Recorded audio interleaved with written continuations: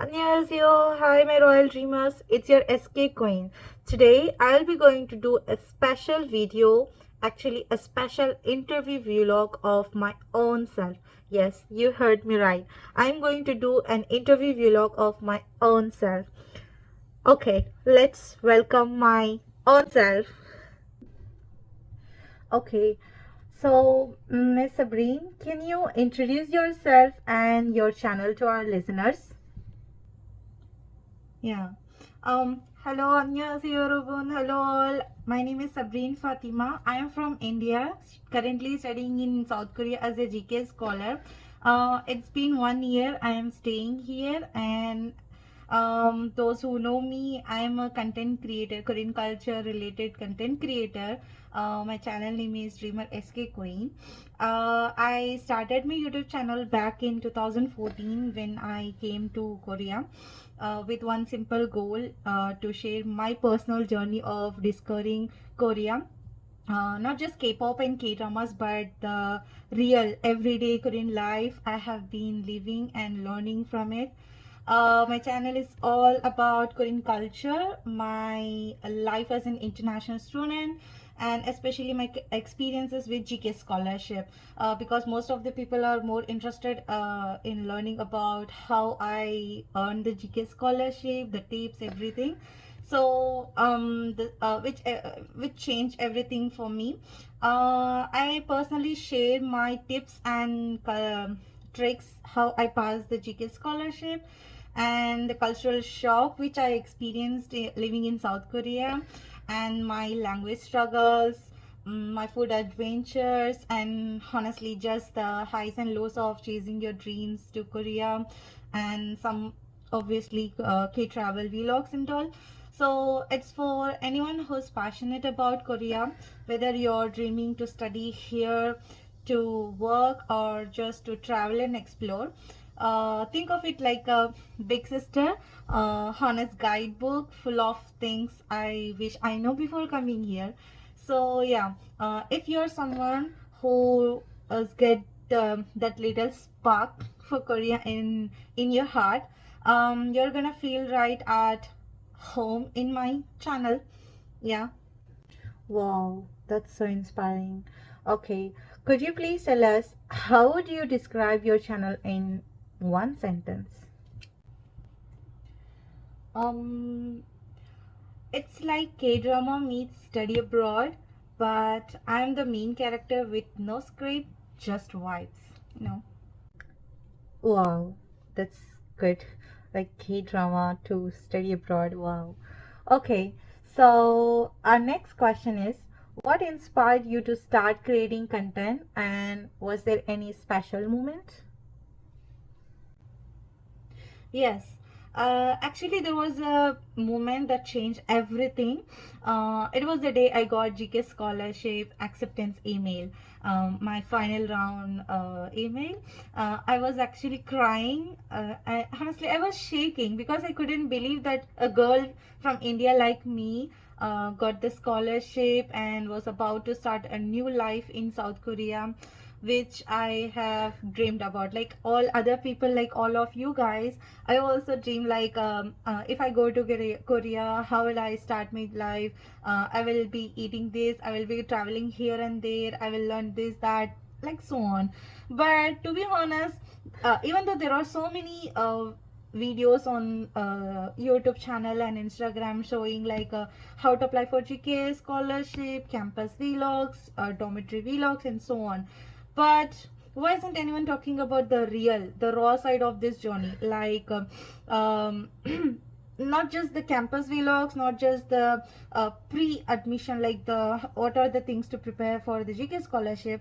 Apart from that, no one shared what is after you get the GK scholarship. There are only few videos on YouTube channel talking about these things, and we don't know, like the 2024 batch, we don't know the visa process, how the visa processes goes, and what are the struggles we will face, especially language struggle if you're the beginner like me when I came here. Although I know the basic Korean language, but still it was not enough. So what are the struggles of being language, like the language struggles and so on. No one talk about that. So that's when I know, like, okay, I want to be that person who shares everything, the good, the bad, and, like, the beautiful things, the struggles, not just the good part, but also about the I would not say the bad part, but the struggles of being a foreigner in South Korea, especially the for the beginners, not for the one who have stayed already somewhere else. Like, there are people who have been to other countries, so for them it's not that difficult, but for the person like me, who is traveling abroad for the first time ever in their life, so they don't know what are the things to do, how should overcome the struggles if you're facing, and so on. So I just wanted to be that person to share everything, the raw, the real side of living in South Korea. So that's why I started this channel. Also, a little confession that I have always been obsessed with storytelling. Like, no, also I'm explaining like kind of a big thing. So creating content became my way of connecting, hailing, and hopefully inspiring others who have the same K dreams in their heart.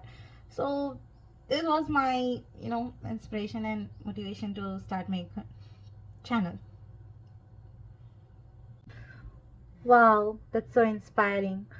Okay, let's move on to our next question. What was the most challenging video you have ever made, and how did you overcome it?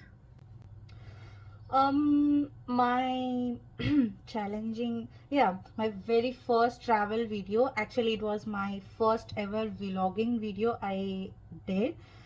It was very toughest thing, because it was my first time recording myself in public, all alone on a busy skywalk. Like, if you have seen my videos, you have noted that my first ever video on my YouTube channel was my travel vlog video. Apart from the GKS playlist, I shooted my first ever travel vlog.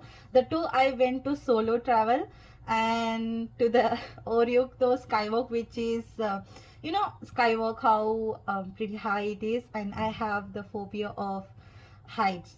So plus there were tons of people staring at me because it was my first time. I don't even know that how to shoot video, how to do the vlogging and all.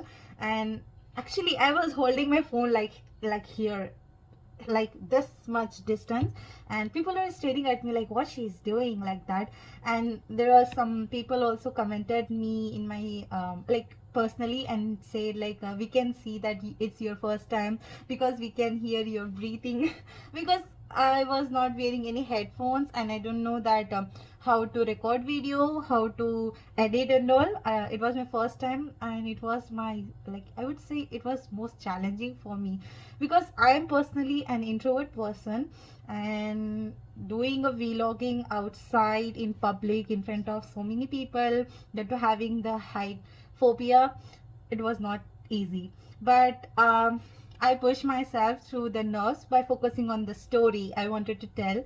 I and reminding myself that the growth happens outside the comfort zone only. So that video taught me courage and gave me the confidence to keep creating. And now my friends says like whenever I do vlogging outside, I do recording and all, they say like they feel shy to come in my videos, and they say like, how can you do this, like don't you feel shy and all. I was like, I feel shy, but compared to my first vlog, I'm not that shy. So yeah, I can see the progress in myself. So that's like, it's kind of motivating me. There was a challenging one. Okay, so let's move on to our next question. Have you ever tried any new type of content that surprisingly performed well? Yeah. At first, I thought I would only post travel videos because when I first came to Korea, in my mind, I was having this idea like I will only, not just only, I will first focus on shooting videos, doing my travel vlogs because I wanted to travel a lot. I didn't get any chance, so when I got the chance, I wanted to travel a lot, and I wanted to show everyone that the beauty, the nature of Korea, everything. But I thought like after I post my travel vlogs and posting my food contents, everything in my Instagram and so on, I got more comments asking people regarding GKS scholarship and all, and the GKS application time also came. So I thought like let's make one video on GKS scholarship, because that was my main goal before I came Korea, that if I get a chance to study in Korea, I will share about these things to the people. So I thought I will post only like apart from travel videos, I shared some tips on GK scholarship. Like I made videos on GK scholarship, but there was one video which boomed. Like surprisingly, it performed well. It was like tips on GK scholarship and how to fill the documents, like how to fill the GKS application form and all. And those videos really took off. I got so many great comments asking for more and more content regarding like this, and even doubts to clear. Like people are started asking me in comments. Even now also I get many comments on those videos which I posted months ago. So it was a pleasant surprise and showed me how helpful content can connect people, like viewers, in whole new way. So then I realized like okay, I will also not just focus on the Korean content, like traveling and all. I will also focus on the GK scholarship also, because GK scholarship, not just because I'm a scholar, but I honestly wanted to share this thing with people, the one who really wanted to come to Korea under scholarship, because there are so many people like me who can't afford to study more. So I really wanted to help them mm, with my contents by sharing the scholarship opportunities and all. And also I want to make videos on the travels and all. Wow, so cool. It's really inspiring. Okay. Um, our next question: who do you consider your core fans or audience? My core fans are mainly my fellow students and young travelers who are curious about Korea and the scholarships. They are super supportive, always asking questions in my Instagram or comment section in my YouTube channel, and sharing their own stories, like how like they got interest in Korea. There are people who share their stories like this made me interested in studying in South Korea. This made me interested. Apart from K-pop and K-drama, there are so many interesting stories they shared, and they asked me to help regarding the GK scholarship or any other scholarship, or there are so many things. And it feels really like a big encouraging community for me, and from there I got so many ideas to create more content on in future, like what are their needs, because for me I just don't want to create just content. I wanted to be someone who shares, you know, the real thing. Like I wanted to be someone who fulfill people's needs, what they want. Because honestly, I'm saying there are people who shares career related content, but I want to be someone who don't even just not just share the Korean related content, but also help people to come here and study, work and all. So I just wanted to create contents on people's needs, what they want, honestly. Oh, that's so touching. Okay. Our next question is: has viewers' feedback ever influenced the direction or format of your content? Yeah, absolutely. Hearing my viewers' stories and questions has deeply shaped my content. As I said, their feedbacks pushes me to create videos that truly helps and inspires, making this journey feels like a shared adventure rather than just a one-way broadcast. Okay, great. Our next question: do you have any signature series or a style you often use? Um, yeah, as I said, I love sharing real experiences because I have been chasing the study abroad dream for 4 years, and I totally get what others are going through since I face the same challenges. So my contents feels more like storytelling than the scripted videos. That's why my GKS videos got so many comments saying they are super informative, even if it's 30 minutes long. Also, people are saying, I can see the algorithm that people are watching more than, like, more than 10 minutes or something, and they say like it was more informative. And recently I had started K culture short series, like, sharing Korean culture in short series, where I share what I have experienced living in Korea for the whole 1 year. And it's been a fun way to connect and show the real side of life here. I just started that. Like, please go and watch those videos. It's really funny, and you guys can get to know more about the Korean culture apart from K-pop and K-dramas. Hmm. Okay, Sabrine, I actually wanted to ask you one curious question. Like, what is the most important factor you consider when planning any new content?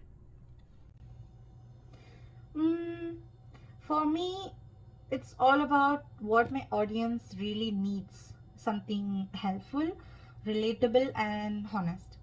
If it sparks curiosity or solves a problem, and I'm on the right track. Okay. Hmm. Let's move on to our next question. Okay. You have been here in Korea for 1 year now. So, which aspect of Korean culture inspired you the most? What really inspires me is the amazing sense of community and respect in Korean culture. For example, whenever I go to shopping, the ajumas, the ladies, Korean ladies, the shopkeepers treats me like a family. Like, they smile, they compliment my Korean. Like, the Korean culture, it's like, even if you know the basic Korean also, like 안녕하세요, 감사합니다, like this. Even if you know this small vocabulary also, if you say it politely, they just get so excited, they just become so happy, and they compliment you. Aigoya 예쁘다 means like you're so beautiful, your eyes look so beautiful, and your Korean is so good. Like, even if you just say 안녕하세요 also, this is like, oh, your Korean is so good. Because when I came to Korea, I was the beginner level, and I don't know much Korean. Like, I don't know how to make. I know how to make Korean sentence, but I was not that good in speaking Korean, especially like speaking in front of Korean. Obviously, we all have that thing. So I just say, like, 안녕하세요, like this. There's like, oh, your Korean is so good. Your pronunciation is so good, like this. So they just compliment you and makes you feel so welcome. And like, if you go to the shop markets, like, not just the mart, if you go to the roadside shops or common stores, they give you some extra, like, for service. You know the what is service? Like, service, like, they give you some extra vegetables, up, like, extra on your what you purchase. And also, the Korean teachers here are incredibly humble and kind. Actually, from I started my Korean class from level 2 here, and now I'm in level 5. So all these semesters, I have never faced any teacher says any harsh words to me. Even if I miss classes, also they actually text me, asking if I'm okay, if I'm sick or doing well or something. So this small gestures is more special, is how teachers has treat every students. Actually, in Korea, so far I have seen, like, they don't judge you, like the teachers don't judge you. There are, in some countries, I don't want to mention, but in general there are teachers usually school, like, average student, or the student who don't even study, or the bunk the classes. But in Korea, so far, I have experience in this whole 1 year, and never seen any teacher scolding you. Even if you come late for the class also, they politely smile at you, like, calmly, humbly. They say, like, don't be late on class, come on time. If you're taking leave also, make sure you're doing well, like this, kind of gestures. And they don't judge, even if you're average student also, even if you're topper in class also, they just see you equally. I really like these things. And I know everyone's experience is different, but my this whole year experience was, alhamdulillah, it was really wonderful and surprising in the best way. Yeah, like not just this thing, there are so many Korean cultures which inspired me, but this thing, like the respect in Korean culture, really inspired me a lot. Oh, that's so inspiring. Okay, let's next question. Have you ever experienced any cultural shock or any surprising reaction while covering your current topic? Yeah, actually, it was one time. It happened.